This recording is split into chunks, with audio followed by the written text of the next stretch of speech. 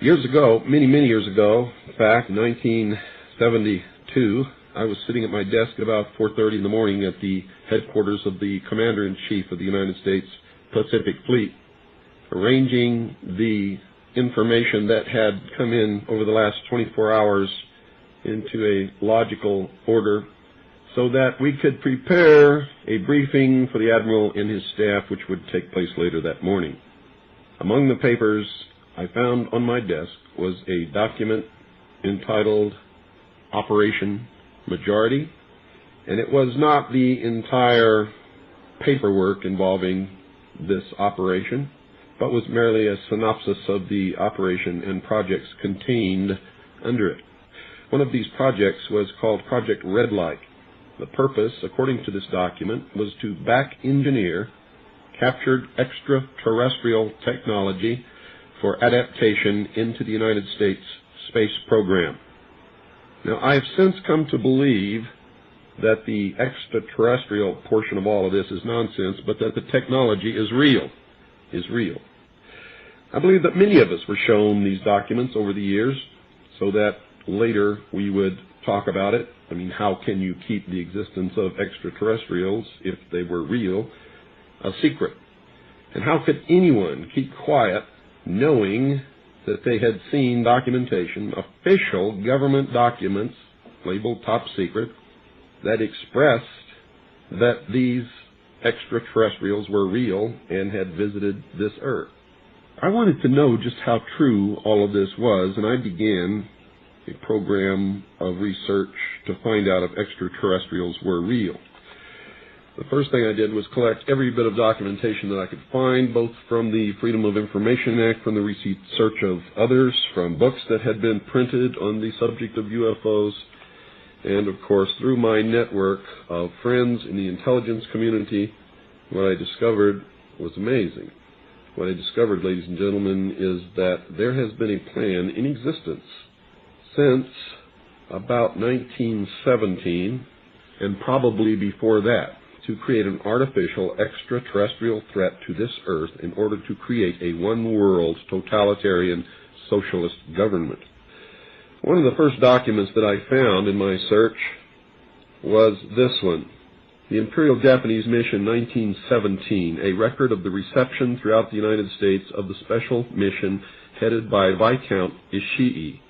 And when the Imperial Japanese Mission was in New York City, they had a dinner, and some pretty famous people spoke at this dinner. One of them was John Dewey. John Dewey is the father of our failing, disastrous public education system. Here's what he said. Listen very carefully. John Dewey, professor of philosophy in Columbia University, who was the next speaker, was listened to with great intentness. He said, quote, "Someone remarked that the best way to unite all the nations on this globe would be an attack from some other planet. In the face of such an alien enemy, people would respond with a sense of their unity of interest and purpose." Unquote. Now, bear in mind, folks, that's 1917. One of the next documents that I found, and I found quite a few, but one that's pretty important, is called the Report from Iron Mountain, the Probability and Desirability of Permanent Peace. Now, I encourage you to find this book, wherever you can find it. I don't know where you can get it, but find it. Page 66. Credibility, in fact, lies at the heart of the problem of developing a political substitute for war. This is where the space race proposals, in many ways so well suited as economic substitutes for war, fall short. The most ambitious and unrealistic space project cannot of itself generate a believable external menace. It has been hotly argued that such a menace would offer the last best hope of peace, etc., by uniting mankind against the danger of destruction by creatures from other planets or from outer space. Experiments have been proposed to test the credibility of an out-of-our-world invasion threat. And it continues on another page. Nevertheless, an effective political substitute for war would require alternate enemies, some of which might seem equally far-fetched in the context of the current war system. It may be, for instance, that gross pollution of the environment can eventually replace the possibility of mass destruction by nuclear weapons as the principal substitute for war. Are you beginning to get the message, folks? Poisoning of the air and of the principal sources of food and water supply is already well advanced, and at first glance would seem promising in this respect. It constitutes a threat that can be dealt with only through social organization and political power. But from present indications, it will be a generation to a generation and a half before environmental pollution, however severe, will be sufficiently menacing on a global scale to offer a possible basis for a solution. However unlikely some of the possible alternate enemies we have mentioned may seem, we must emphasize that one must be found of credible quality and magnitude if a transition to peace is ever to come about without social disintegration. It is more probable, in our judgment, that such a threat will have to be invented rather than developed from unknown conditions.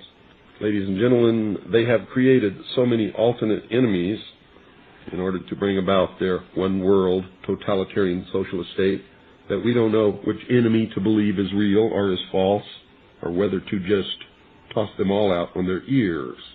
And I think that that is probably going to be the best solution. Disarmament is no accident.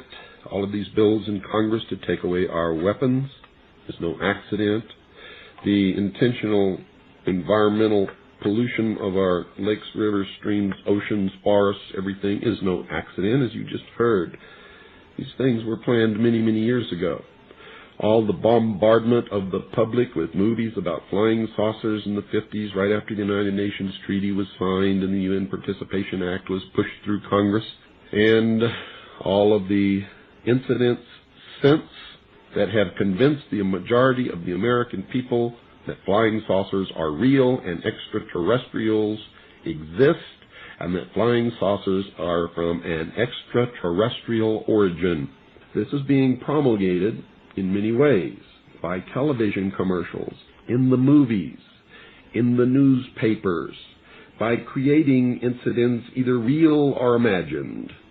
I believe, because of my research and because of the extensive documentation that I've found and that is in my book, that this whole scenario has been created to give us an artificial alien threat from outer space. During the Reagan administration, he made 6 speeches, specifically talked about a threat from outer space by some other species from some other planet. 6, ladies and gentlemen. Why would the president repeat the same thing 6 times, tagged on to the ends of speeches by him? The speechwriters did not put that in the speech. Ronald Reagan added it himself. Perhaps we need some outside universal threat. I occasionally think how quickly our differences worldwide would vanish if we were facing an alien threat from outside this world.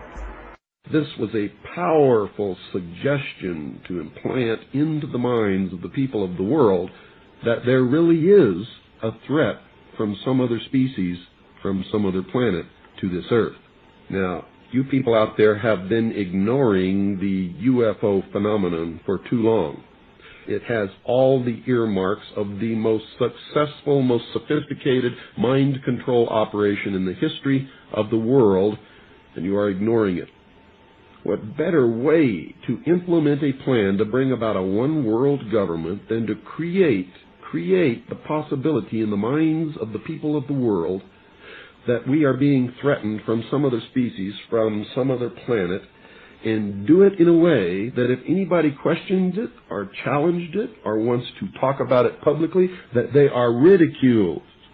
And the ultimate goal is to make the earth look very small, to present the people of the world with an external threat to this earth, a superior race from some other planet, vastly superior to us in intellect, philosophy, and technology, in order to cause the dissolution of nation-states, the dissolution of all existing religions, and the formation of the world totalitarian socialist government